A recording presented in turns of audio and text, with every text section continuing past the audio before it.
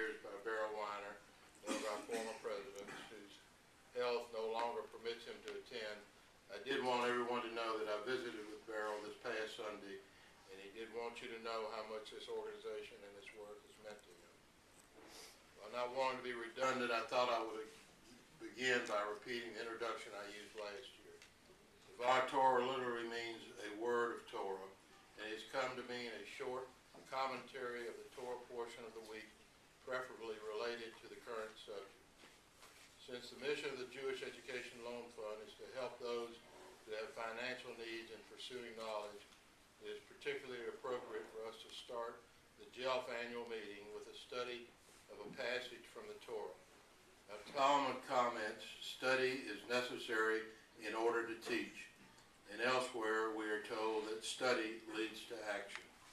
The Torah portion for this week is Vayeshev. It's found in Genesis 37:1 through 40:23. The subject matter of this portion is probably one of the best-known narratives of the Torah. It primarily deals with Joseph's relationship with his father Jacob, his famous many-colored coat, his brothers capturing him and selling him into slavery, his rise out of slavery and his imprisonment under false charges, his ability to interpret dreams, and his eventual rise to the second most important person in Egypt. While awareness of this portion is important to us, what do we import from this is germane to our participation in Jewish Education Loan Fund. One of the underlying currents of this is the importance of study.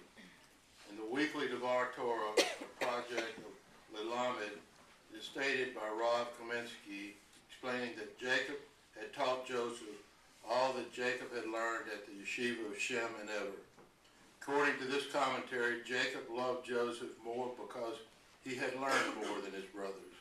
And Jacob had hoped that his favoritism towards Joseph would motivate the others to learn too. Rav Kaminsky's writings attributes this course of study as being a major factor in the ability of Joseph to deal with Egypt and all of the trials he would face there. As we know, this tactic did not work. Rather than incentivizing to study, the brothers' reaction was jealousness of what Joseph had rather than motivation for improvement.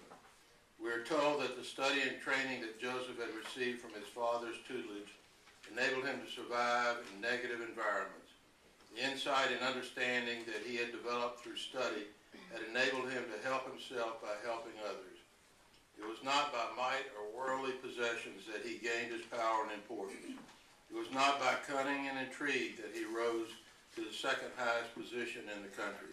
It was because of his understanding, knowledge, and his faith, insight, and concern for others that he succeeded.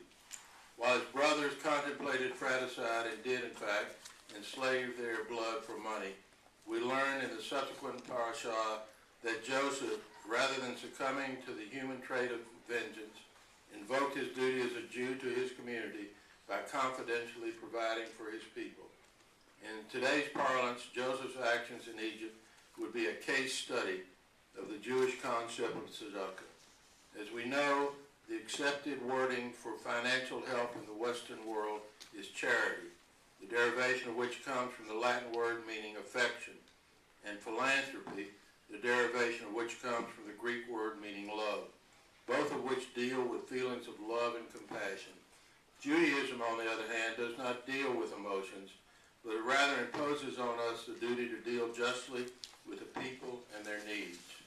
While Joseph was imprisoned under false charges, he found himself assigned to attend to two officers of the Pharaoh's court that were confined awaiting trial.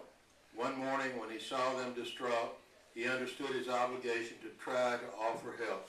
It was not out of love or affection that he approached the two men whom he served, but rather out of the understanding of his responsibility to deal justly with them.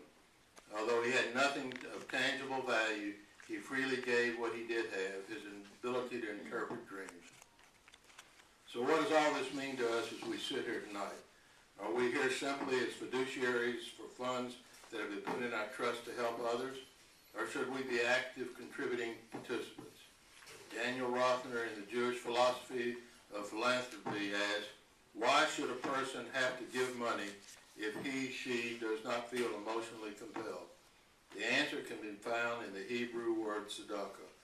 Why is it justice to give my hard-earned money to someone else? Ultimately, all the money that I earn comes from God, and therefore God instructed that the percentage of the money be given to others who deserve it. To do so is not only a moral imperative, but a legal imperative. I must recognize the needs of others and open my hand to them. As Joseph dealt with the importance of dreams, so do our young people today envision a more meaningful future for themselves and the world through study and commitment. We all understand this, for we did the same, and by your very presence here is evidence of your continued devotion to the concept. Jacob instilled in Joseph the desire for knowledge and understanding, and Joseph understood his commitment to help others. We are all interdependent, and sometimes a little help from others can turn dreams into reality. In a small way, JELF has been such an instrument. What we do is not a good deed, it is a commandment. May we continue to follow our teachings by ensuring the continuation of this honorable institution.